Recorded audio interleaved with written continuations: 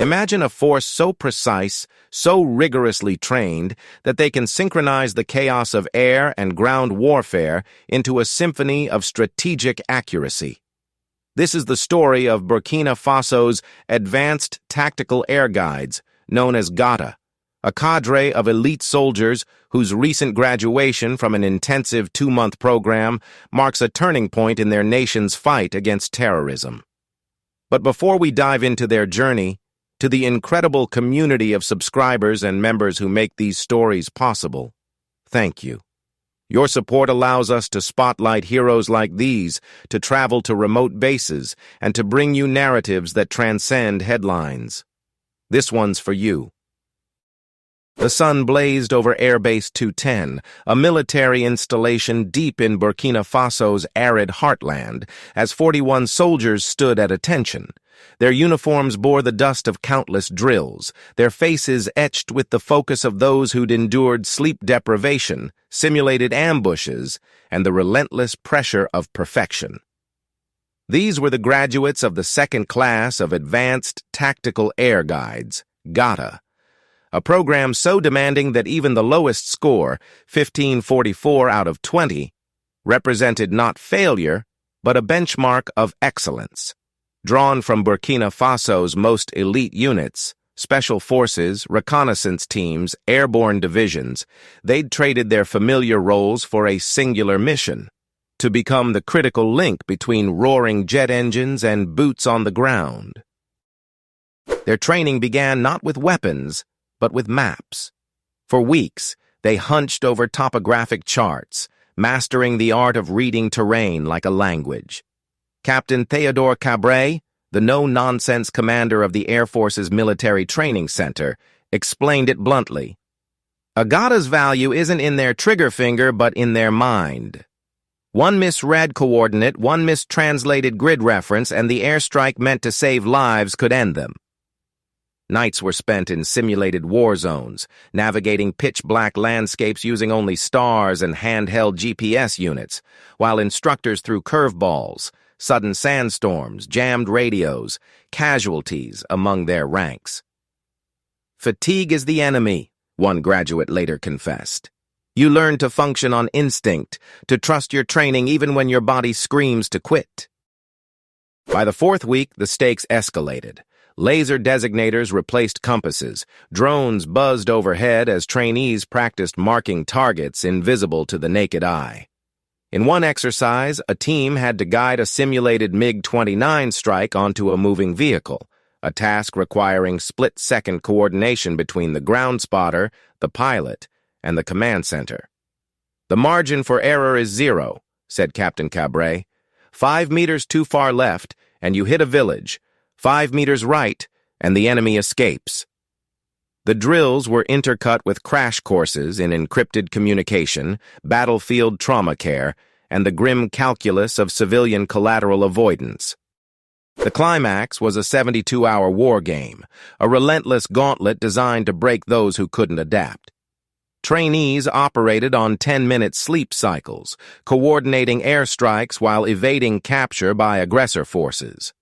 One team recounted infiltrating a mock terrorist camp under moonlight, silently marking weapon caches with infrared strobes before calling in a precision strike, all while enemy patrols passed meters away.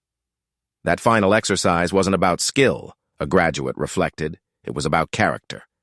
Do you crumble under exhaustion, or do you become sharper? To my subscribers and channel members, especially Award Defense Analyst 99 and Global Security Watch, whose contributions funded the camera gear that captured these moments, your support lets us share these visceral details. While mainstream outlets reduce conflicts to statistics, you empower us to humanize the struggle.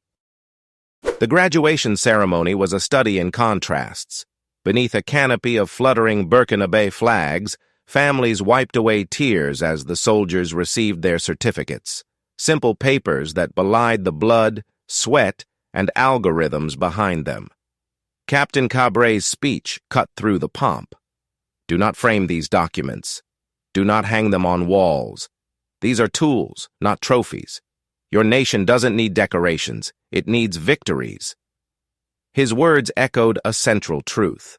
In a country where terrorists lurk in the Sahel's vastness, where villages vanish overnight into mass graves, symbolism saves no one.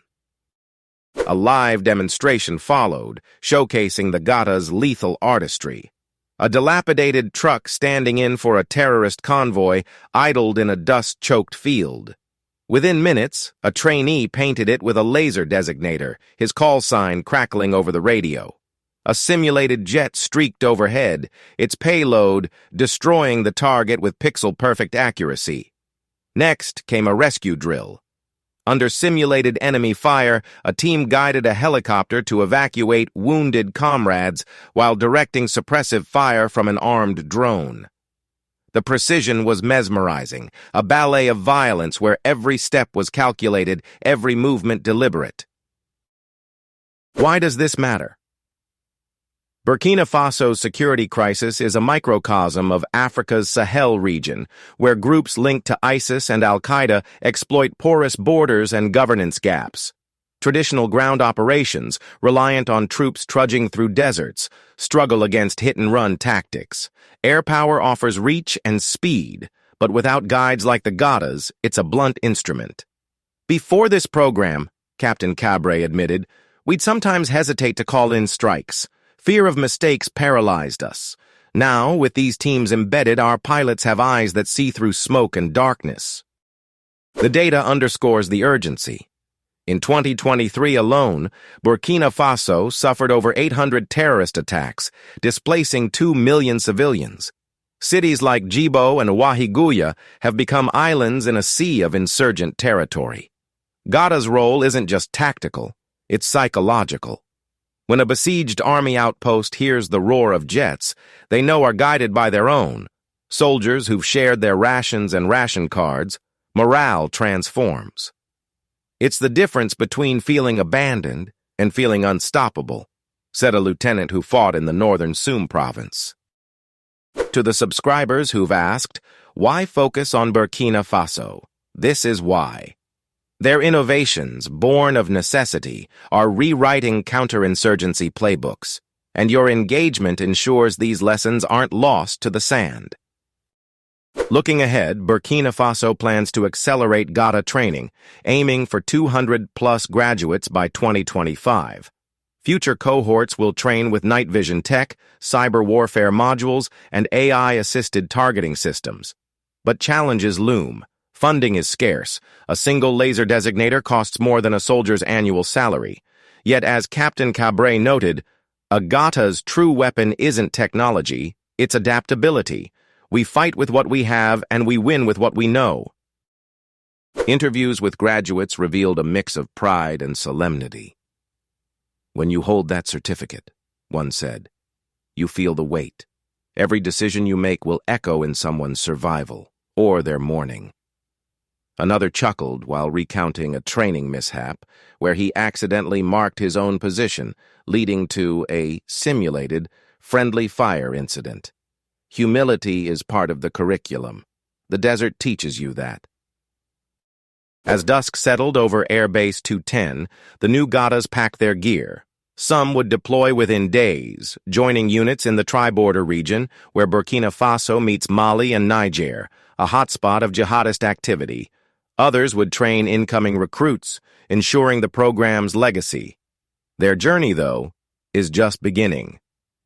In a war with no front lines, their success won't be measured in territories captured, but in villages spared, soldiers reunited with families, and the slow, arduous reclaiming of hope.